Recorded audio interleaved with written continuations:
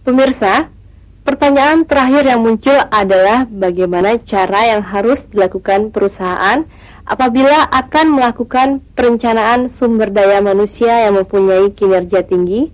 Mari kita saksikan berikut ini.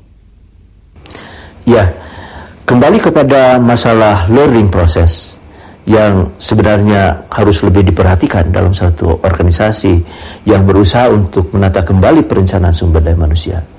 Apa yang sebenarnya kita harus lakukan atau kita lihat? Pertama adalah mengenai mekanisme individu dan kelompok, atau mekanisme individu, perbaikan yang dilakukan oleh individu, dan perbaikan yang dilakukan oleh kelompok.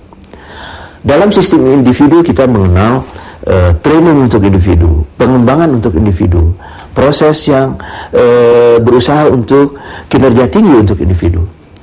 Ya, hal ini mungkin saja dilakukan dengan sistem pembelajaran oleh individu, apakah dalam pekerjaannya, ataukah di luar pekerjaannya, apakah dalam suatu proses pelatihan yang formal, ataupun secara individual, secara informal meningkatkan kemampuannya. Ini adalah suatu aspek yang merupakan unsur ataupun aspek yang penting. Kenapa? Karena individu adalah bagian daripada kelompok, individu adalah bagian organisasi. Seandainya individu tidak memiliki keinginan untuk belajar, tidak ada keinginan untuk meningkatkan kompetensinya, maka modal untuk meningkatkan kompetensi, modal untuk mencapai kinerja tinggi itu menjadi hilang kesempatannya di level individual. Pada sisi yang kedua, kita melihat kepada aspek kelompok, aspek tim. Kita mengetahui ada perbedaan antara kelompok dan tim.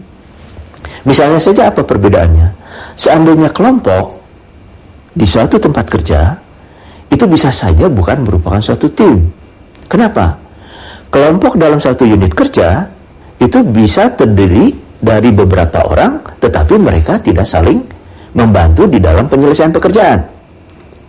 Mereka hanya saling bantu karena bagian-bagian mereka memang ditugaskan oleh perusahaan atau organisasi.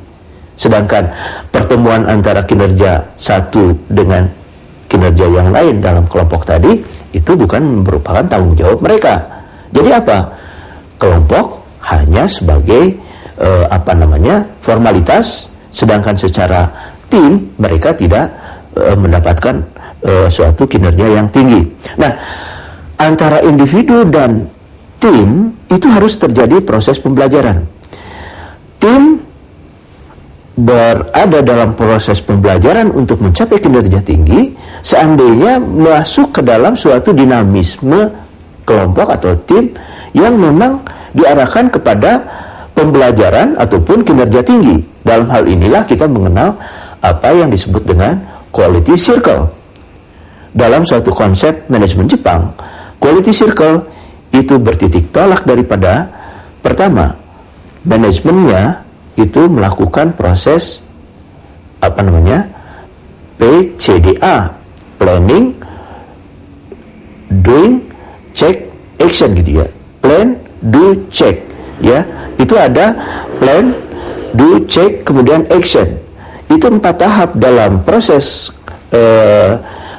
tim dalam Jepang. Itu pada dasarnya adalah suatu proses untuk meningkatkan atau memperbaiki kualitas.